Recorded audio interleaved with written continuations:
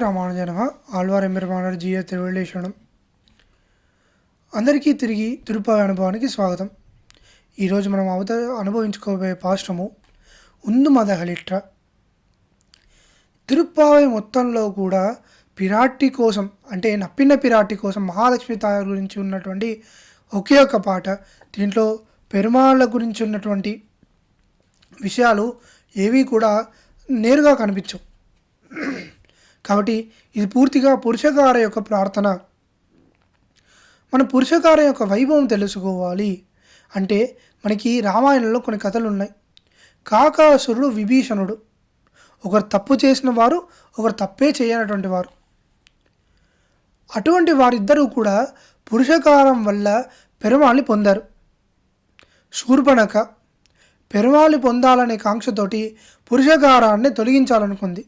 అటువంటి ఆవిడ నశించిపోయింది. ఇది మనకి పురుషకార వైభవంగా మనకి అవతారికలో అనుగ్రహించారు. భాషను సేవిద్దాం. ఉందు మదహలిట్టనోడాడదోల్ వలయన్ నందగోపాలన్ మరుమகளே நப்பின்னாய் கந்தம் கமழம் குழி கடைதரவாய் வந்தெங்கும் கோழியழைத்தினகான் மாதவி பந்தல் மேல் பல்கால் கூவினங்கள் கூவினகான் பந்தார் விரலுண்மைந்து நண்பேர் பாட செந்தாமரை கையால் சீராள் வழியளிப்ப వంద తిరవాయ్ మైందేలోర్ ఎంబావాయ్. ప్రతిపదార్థం చూద్దాం. ఉందు మదహలిట్ర, మదం స్రవించేటటువంటి మదపడేనుగులాగా సామర్థ్యం కలిగినటువంటి వాడు. ఓడాద తోల్ వలయన్, శత్రువులని చూసి వెన్ను చూపనటువంటి వాడు. తోల్ వలయన్ అంటే ఏంటంటే భుజబలం కలిగినటువంటి నందగోపాలుడు.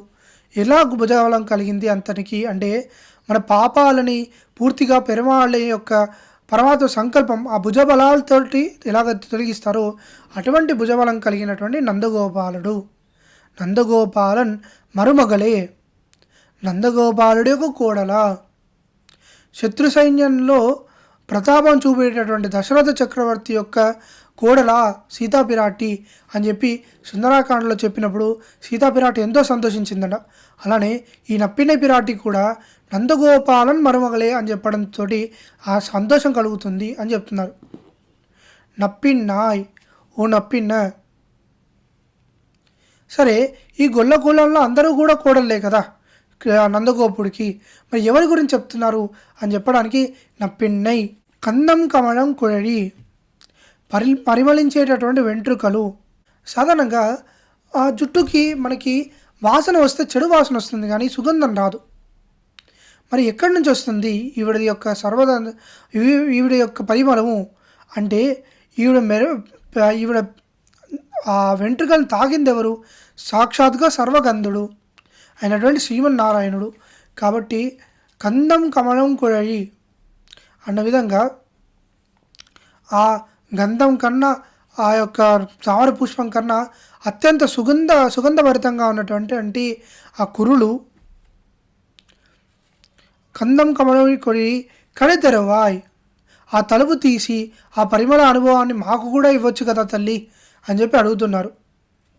అయితే ఇక్కడ కూడా మళ్ళీ గోపికలతో చెప్పినట్టుగానే ఇక్కడ నప్పిన పిరాటి కూడా తెల్లవారిందన్న సంగీతాలు చెప్పండి, అర్ధరాత్రి వచ్చి మీరు తలుపు తెరవమంటే ఎలా తీస్తాను అని చెప్పగానే కోడి ఎత్తనగా, కోడి కూసింది. ఒక కోడి కూస్తే సరిపోతుందా అంటే వందెంగం కోడి ఎత్తనగా, కోళ్ళు అన్నీ కూడా ప్రతి చోటు కూస్తూ ఉన్నాయి. పందార్ విరళి మాధవి పందల్ మేల్ పల్కాల్ కూవినంగల్ కూవినగాన్. చాలాసేపు అయిపోయింది. ఆ మాధవి పందల్ అంటే ఏంటంటే ఆ తీగల పైన ఉన్నటువంటి కోయిలలు, ఆ కోయిలలు కూడా అరవబట్టి పల్కాల్ కూవినంగల్, చాలాసార్లు పిలిచా చాలాసేపు అవుతుంది పిలువబట్టి. మాధవి పందలపై పల్కాల్ కూవినంగల్ కూవినగాన్ పందార్ విరళి ఉన్మైందు నన్ను పేరుపాడ.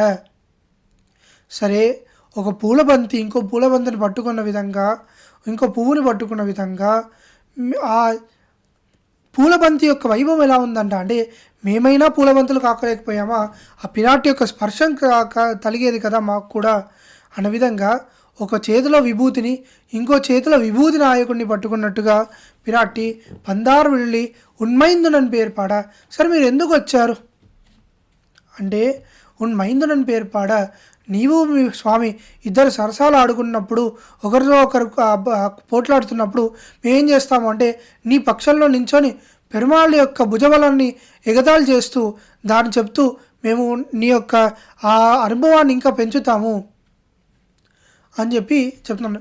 ఉన్ మైందునని పేరు పాడ నీ యొక్క స్వామి యొక్క కీర్తనం చేయడానికి వచ్చాము తల్లి అని చెప్పి, అయితే మీ అంతా మీరు తలుపు తెరుచుకోండి, మీరు వచ్చింది మా యొక్క అనుభవంలో పెంచడానికి కదా, కాబట్టి మీరేం చేసాడంటే తలుపులు కొంచెం దగ్గరికి వేస్తున్నాయి, మీరే తలుపులు తెరుచుకోండి అంటే, అలా కాదమ్మా, సెందామரை కయ్యాల్ సీరారు వలయలిప్ప, సెందామரை కయ్యాల్ నీవే నీ యొక్క ఆ ఎర్రని తామర వంటి చేతులతోటి ఈ తలుపుని తెరవాలి.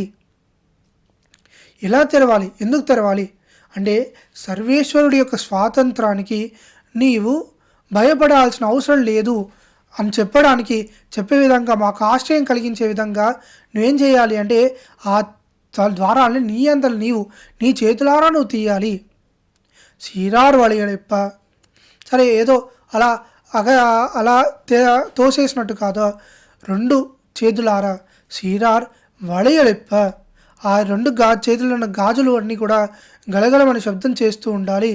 మందు తెరవాయ్ మకిందేలో తెంపావాయ్, సరే దూరం నుంచి ఎవరో బట్టలు పంపించి ఆ ద్వారాలను తెరిపించేవు, అలా కాదమ్మా, నువ్వు దగ్గరకు వచ్చి మమ్మల్ని లోపల స్వీకరించి వెళ్ళాలి, కాబట్టి వంద తెరవాయ్ మగిల్దేలో రెంపావాయ్, కృష్ణుడితో కలిసి మేము కూడా నీతో పాటు సంతోషంగా ఉంటామమ్మా అని చెప్తున్నారు. అయితే ఈ పాశ్రం అనేది చాలా విశేషమైన పాశ్రం. ఎందుకంటే మనకి ఎంబెరుమానార్ చరిత్రలో ఎంబెరుమానార్కి ఒక పేరు ఉంది, ఏంటంటే తిరుప్పావై జీయర్.